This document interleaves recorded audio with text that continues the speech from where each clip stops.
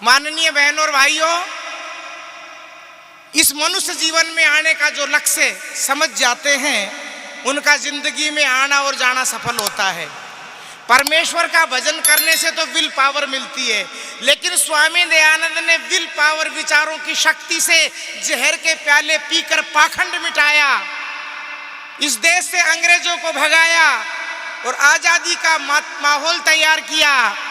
विचारों की शक्ति के कारण झांसी वाली रानी ने गाजर मूली की तरह अंग्रेजों को काट के गिरा दिया और खून की नदियां बहा के कहने लगी, अंग्रेजों अपने दिमाग से इस गलत फहमी को मिटा देना कि मैं एक महिला हूं। महिला का अर्थ तो समझ लो, मही माने धरती, जो धरती को हिला सके, उलट पुलट कर सके, जो संसार की दिशा बदल सके, उस महान शक्ति का नाम महिला है। उस महिला ने अपने महिला होने का वर्चस्व दिखाया और इस देश से गोरे मुंह वाले बंदरों को भगाया। यूं बोली, क्या हुआ जो मर गई अपने वतन के वास्ते, बुलबुलें कुर्बान होती हैं चमन के वास्ते। विचारों की शक्ति के कारण से सरदार भगत सिंह कहते, नहीं मननी नहीं मननी, ये सरकार विदेशी नहीं मननी, अंग्रेजों हम गुलामी का एक दिन भी एक पल भी मंजूर नहीं करते।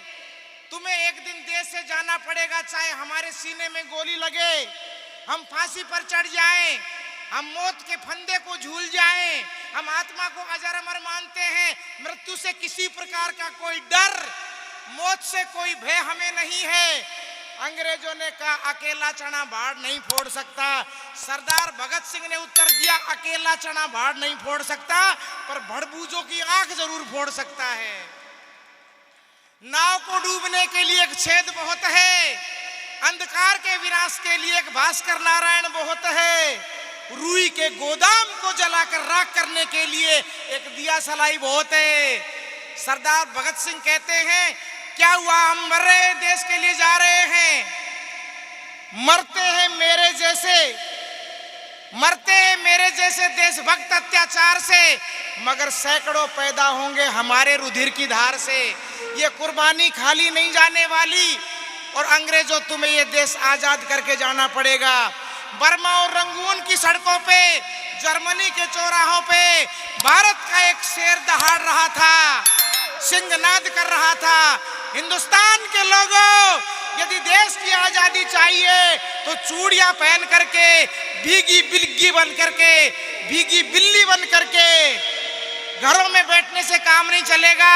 घरों से बाहर निकलो, आंदोलन का वातावरण बनाओ, अन्याय का विरोध करो, आतताई के जुल्म को रोकने के लिए जोरदार टक्कर देने की जरूरत है। तुम मुझे खून दो, मैं तुम्हें आजादी दूंगा। विचारों की शक्ति के कारण से स्वामी श्रद्धानंद जलियांवाला बाग में खड़े हो गए, अंग्रेजों तुम में हिम्मत है तो चलाओ गोली। एक सन्यासी के मरने से ये धरती वीरों से खाली होने वाली नहीं है।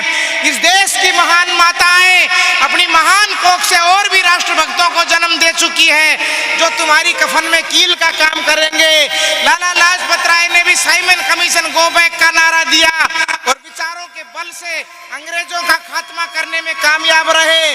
विचारों की शक्ति से बंदा बैरागी ने, वीर हकीकत राय ने चोटी जनेऊ की रक्षा की, अपनी गर्दन को धड़ से अलग करवा दिया, लेकिन अधीनता को स्वीकार नहीं किया।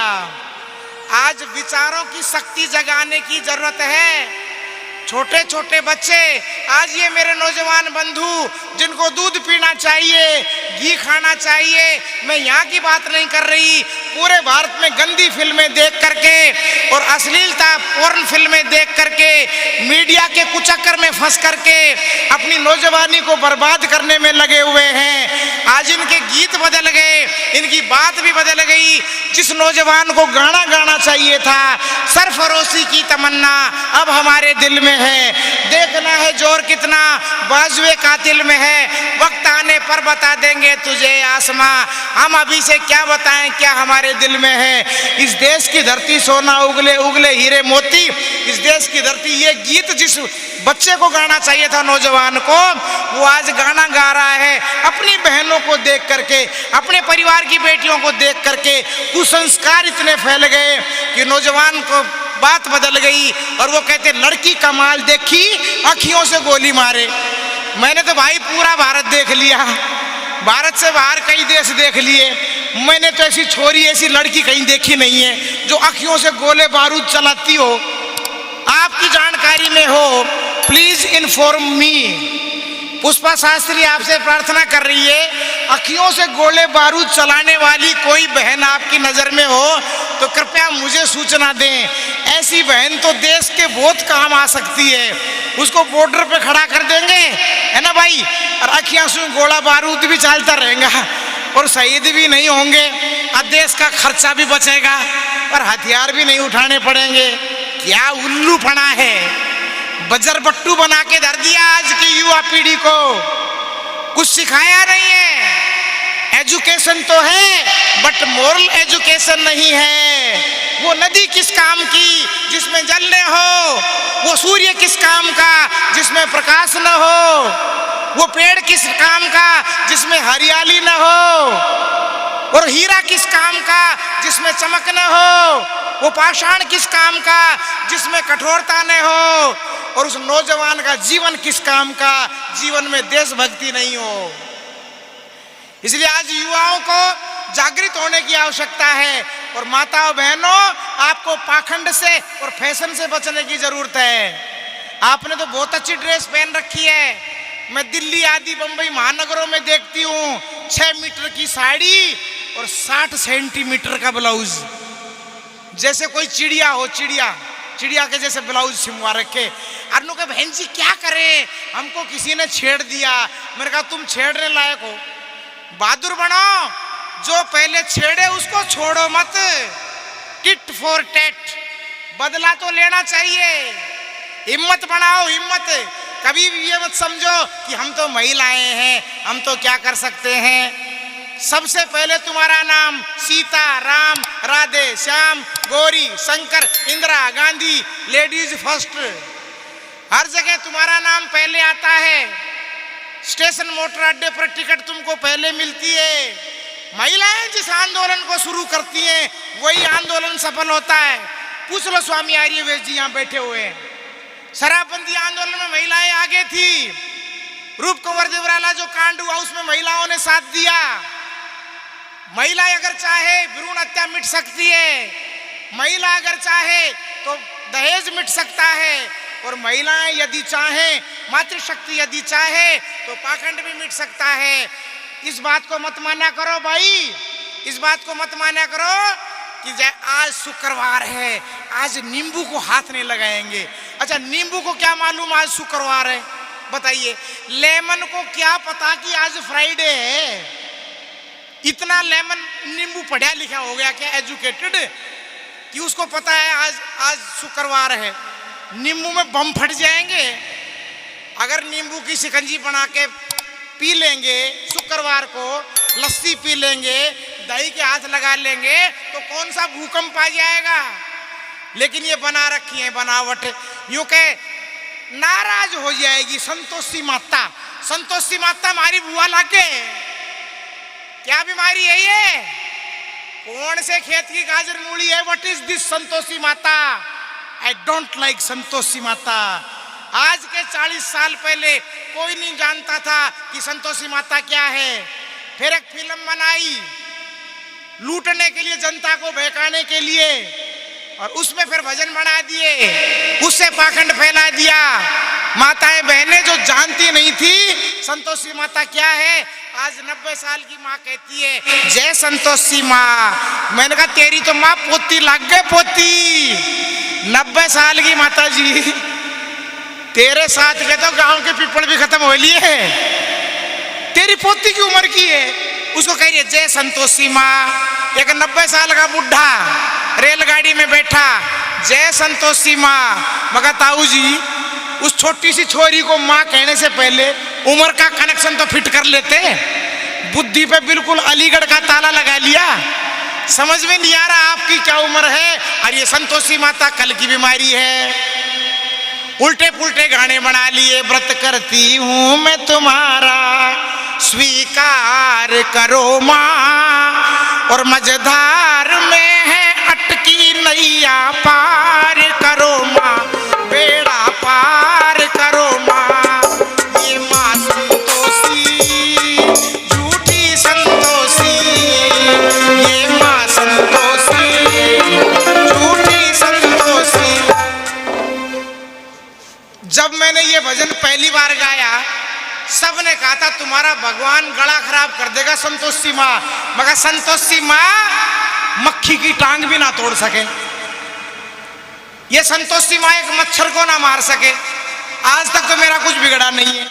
परमात्मा जब मुझे ले जाएगा चली जाऊंगी, लेकिन पाखंड की बखिया तो हम उधेड़ते रहेंगे। हमने ये काम किया है बचपन से ही। पाखंड मिटे, बहनें विद्वान बने, वो संध्या करे, यज्ञ करे, गुरुकुल में पढ़े, वैदिक धर्मी बने, ये हमारा मिशन है। मेरी माताओं बहनों, सीता माता ने संतोषी माँ का व्रत किया था क्या? बोलो। रुक्मणी माँ ने व्रत किया, झांसी वाली रानी ने ऐसा कोई व्रत किया था? भूखे मरने का नाम व्रत नहीं है। व्रत नाम है संकल्प का। कोई संकल्प करो, कोई अच्छा संकल्प करो, हम बच्चों को बहादुर बनाएंगे। शुद्धोसी बुद्धोसी निरंजनोसी संसार माया परिवर्जितोसी, ये कहकर माता मदालसा ने इस संकल्प से अपने बच्चों को ऋषि मुनि बनाया। माता शकुंतला ने शेरों के दांत गिनना अपने बेटे भरत को सिखाया। और तुम डर रही हो छिपकली से। भाई साहब, घर में छिपकली आ गई, देवरानी, जेठानी, सास, ननद कूद कूद के खाट पे चढ़ गई। अरे राम, हम तो मर गए। किससे डर गई? नुके जी एक छिपकली से डर गए। और कहानी किसकी सुन रही है?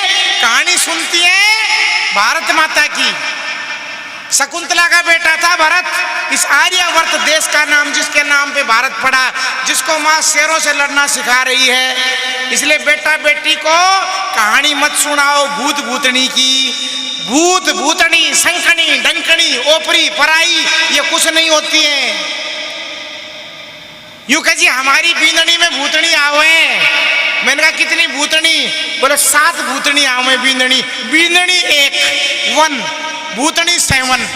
आप बताओ। मैंने कहा फिर तो बींदनी कोन्या, या तो मेटाडोरी है, या तो कोई राजस्थान रोडवेज की बस ही समझो, जिसमें इतने सारे पैसेंजर आ सकते हैं।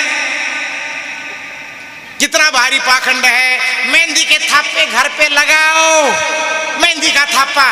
भूत भूतनी नहीं आएंगी। मेहंदी का थापा पाकिस्तान बॉर्डर पे लगाओ, चीन के बॉर्डर पे लगाओ।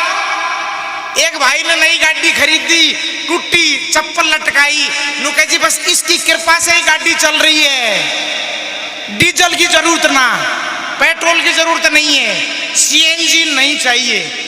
ठीक है, टूटी चप्पल लटका दी गाड़ी पे, इसी से गाड़ी चल रही है ना? मूर्खता की बात। नया मकान बनाया, काली हांडी लटकाई, बोले इसी की कृपा से ये मकान बना है। फिर तो काली हांडी को खाली प्लाट में ही धर देते। गुलाबचंद भाई साहब, काली हांडी में धर दो प्लाट में। ओमाचार्य जी, ना मिस्त्री बुलवाओ, ना सीमेंट, ना रोड़ी, ना बजरी, है कुछ भी ना लाना पड़ेगा।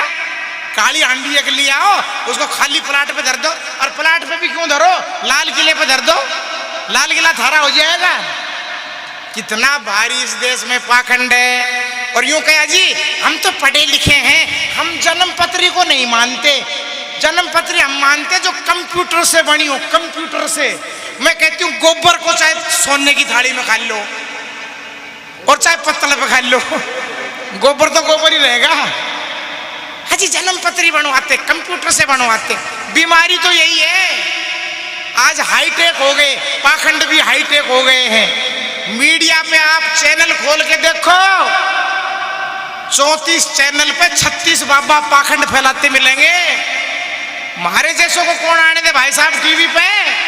लाखों रुपया मांगते, बोले पाखंड फैलाओ तो फ्री में आ जाओ। हाँ, हम तो करवा ही देंगे भाई साहब, इरादा तो मेरा यही है। अरे 5-4 तो ऐसा पाखंड फैला रहे, अगर ये मेरे को कहीं रोड पे मिल जाए ना, हथियार की भी जरूरत ना है, एक एक थप्पड़ से 3-3 को मार दूंगी, बेहोश कर दूं मैं इनको। जिनने आज देश में उल्लूपना फैला रखा है, बहुत ही ज्यादा आज पाखंड फैला रखा है। और इन माताओं बहनों को इनको बुला लेते हैं। हम कहते राम राम मर्यादा पुरुषोत्तम थे, और वो कह रहे नहीं, अहिल्या को पैर लगाया और उसको पत्थर से महिला बनाया।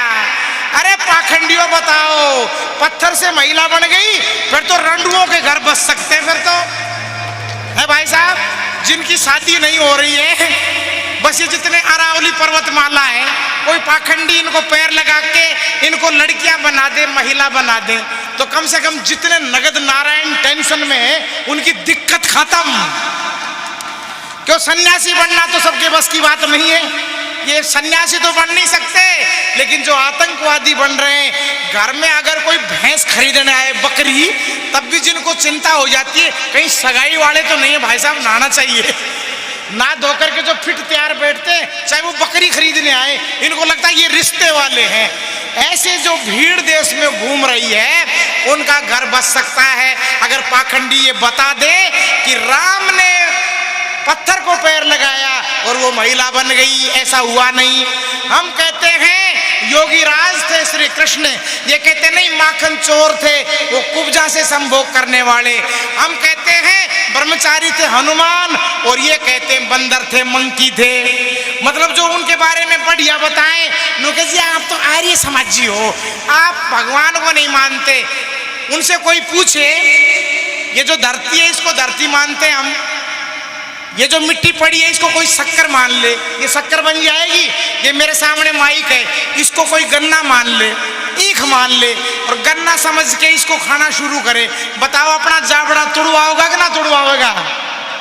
ये जो पड़े हैं पत्थर, इनको कोई रसगुल्ला मान ले, चमचम मान लो, गुलाब जामुन मान लो। जब मानने से ही भगवान होता है, तो फिर इनको पत्थरों को लड्डू मान लो, ये लड्डू क्या बन जाएंगे? कोई पानी को मान ले दूध है, तो पानी दूध नहीं बन सकता है।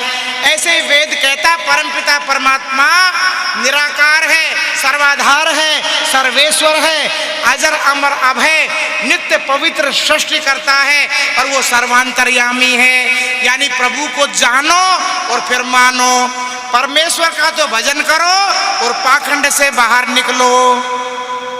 मेरी माताओं बहनों, खास तौर पे आपको बताना चाहती हूँ, आपकी कथाओं को पता नहीं किसने तो लिखा है और किसने उनका प्रचार किया है। कथा सुनेंगी, 7 भाइयों की एक बहन थी, और फिर यूँ कहते जी बेटियों का सम्मान बचाओ। बताओ, तुम्हारी किसी कहानी में 9 बहनों का एक भाई था, ये जिक्र मिलता है? बताओ मिलता है क्या? सब कहानियों में 7 भाई थे। तुम्हारे त्योहार भैया दूज भाई के लिए, तुम्हारा त्योहार अहोई अष्टमी पुत्र के लिए, छोरी के लिए इनका कोई व्रत नहीं है। ये खुद महिला होते हुए महिलाओं की बड़ी दुश्मन है। महिला की सबसे बड़ी दुश्मन है। ये व्रत करेंगी भाई दूज का, है ना बेटी? मेरी नौजवान बच्चियां सुन लो, मत करा करो, भाई को सम्मान दो, प्यार दो।